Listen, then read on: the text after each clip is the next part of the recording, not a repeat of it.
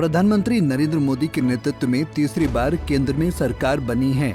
मोदी मंत्रिमंडल में बिहार के पूर्व मुख्यमंत्री जीतन राम मांझी को भी जगह मिली है। केंद्रीय मंत्री के पद की शपथ लेने के बाद मांझी पटना पहुंचे। पटना पहुंचने पर जीतन राम मांझी का गर्मजोशी से स्वागत किया गया। हम के कार्यकर्ताओं ने जीतन राम मांझी का भव्य स्वागत किया। पटना स्थित उनके सरकारी आवास पर पार्टी कार्यकर्ताओं ने खुशी में जमकर आतिशबाजी की।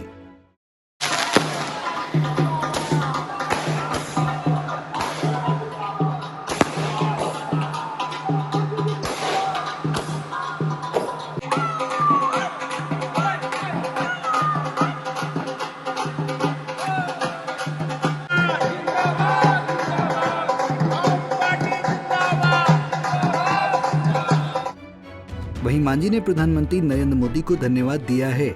मांझी ने कहा कि उन्हें MSME विभाग दिया गया है और वो विभाग को समझ रहे हैं। उन्होंने वादा किया कि वो बेहतर काम करेंगे और देश को आगे बढ़ाएंगे। मांझी ने कहा कि इंडिया गठबंधन के नेताओं ने भ्रम फैलाकर कुछ वोट हासिल किए हैं। साथ ही उन्होंने RJD सुप्रीमो लालू यादव पर भी हमला बोला है। मांझी ने कहा कि संविधान और आरक्षण पर कोई खतरा नहीं है। को छिपाने के लिए सच्चाई तो यही है कि जनता ने उनको नकारा है और गलत और भरमा करके कुछ थोड़ा वोट ज़्यादा ले लिए हैं। लेकिन स्थिति यही है कि सब लोग समझ रहे हैं कि यहाँ न तो आरक्षण पर कोई खतरा है, न कोई संविधान पर खतरा है।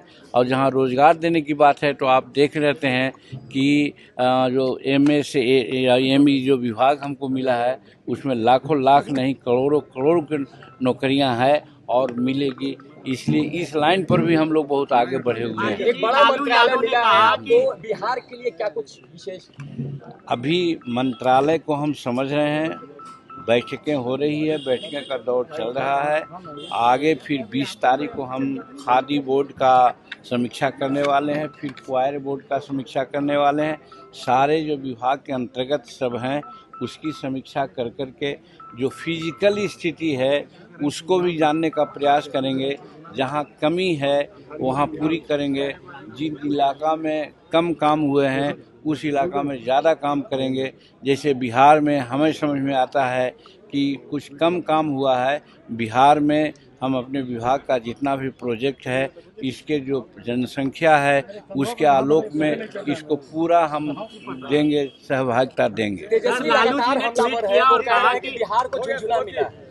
अब वो कहेंगे, उनका कहना है, वो छोड़िए, अब हो गई बात। कोई अपराध नहीं बढ़ा है। लालू यादव ने ट्वीट किया और कहा कि सबसे ज्यादा अग्नि जाति के पास संपत्ति है। मौजूदा बीजेपी की जो सरकार है वो दलितों को प्रताड़ित करती है, वो दलितों का शोषण कर रही है। ये तो उनको कहना चाहिए जो कहते थे कि ये चूहा पकड़ने वाले, ये बैंक पकड़ने वाले, पढ़ना लिखना सीखो। और चरवाहा विद्यालय उन्होंने खोला था। क्या प्रगति हुई और क्या परिणति हुई आप सब लोग जानते हैं। और यहाँ तो हर तरह से विकास का काम हो रहा है। इसमें शेड्यूल कास्ट और शेड्यूल ट्राइब्स की बात रहती तो आज राष्ट्रपति यहाँ के शेड्यूल ट्राइब्स हैं। बिहार में हमारे ऐसे शेड्यूल कास्ट को भी उन्होंने कैबिनेट में स्थान दिया।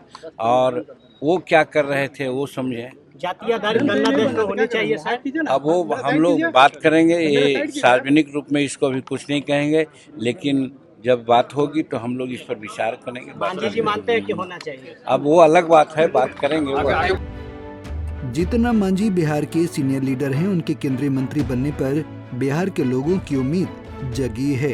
ये देखना होगा कि मांझी जनता की उम्मीदों पर कितना खरा उतरेंगे। पंजाब केसरी के लिए पटना से अभिषेक कुमार की रिपोर्ट।